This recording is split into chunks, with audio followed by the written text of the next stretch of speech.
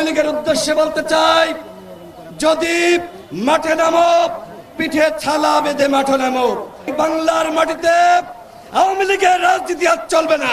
এই বাংলাদেশ আর কখনোই ভারতের দাদাগিরি মানবে না। এখানে আমি প্ল্যাকার্ড দেখতে পাচ্ছি, এখানে যারা উপস্থিত হয়েছেন আমরা সবাই উসমান হাদি।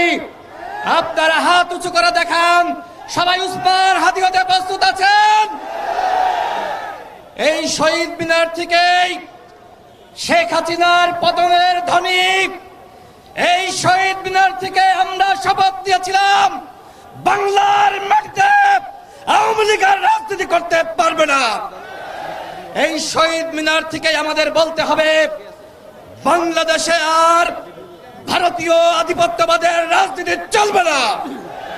আমার ভাই হাদিকে গুলি করা হয়েছে, পরিকল্পিতভাবে হত্যার উদ্দেশ্যে এই গুলি করা হয়েছে।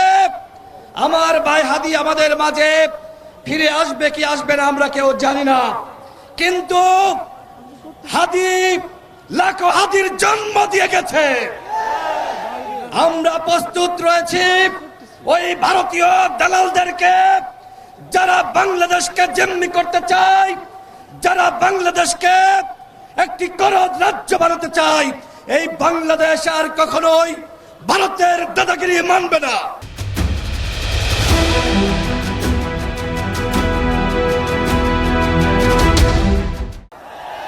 আওয়ামী লীগ বাংলাদেশে রাজনীতি করতে চাই, আমরা কি মেনে নিব বন্ধুগণ? হাদি ভাইয়ের সাথে আমার সর্বশেষ স্মৃতি, একটা প্রোগ্রামে আমি এবং সে পাশাপাশি ছিলাম। আমি তাকে বলেছিলাম আওয়ামী লীগ এখন স্বপ্ন দেখছে স্বতন্ত্র লীগ রূপে ফিরে আসতে চায়।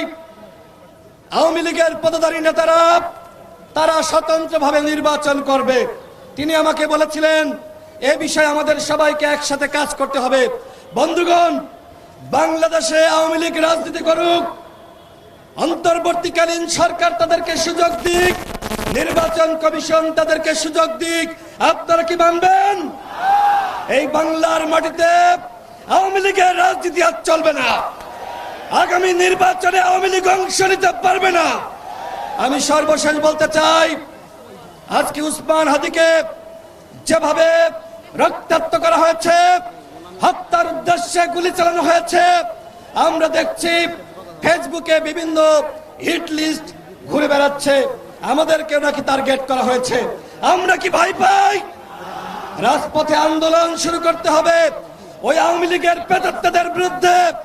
আজকে সারা বাংলাদেশে দেখছি বিভিন্ন জায়গায় আওয়ামী লীগের জয়গান গাওয়ার জন্য টেলিভিশন টকশোতে ঝটিকা মিছিল। আওয়ামী লীগের উদ্দেশ্যে বলতে চাই, যদি মাঠে নামো পিঠে ছালা বেঁধে মাঠে নামো। এই বাংলাদেশে আওয়ামী লীগের রাজনীতি আর চলবে না, ভারতের দাসত্ব আর চলবে না। আজকে আমরা প্রস্তুত হয়েছি, এই শহীদ মিনার থেকে আমাদের শপথ দিতে হবে এবং নির্বাচন কমিশনের ব্যাপারে যে কথাটি না বললেই না। আজকে প্রধান নির্বাচন কমিশনার বলেছেন আমার ভাই হাদির উপর যে হামলা হয়েছে এইটা নাকি বিচ্ছিন্ন ঘটনা। আমি প্রধান নির্বাচন কমিশনারকে বলবো, আপনি যদি ক্ষমা না চান ওই চেয়ারে আমরা আপনাকে রাখবো না। আপনাদের সকলকে ধন্যবাদ। আসসালামু আলাইকুম।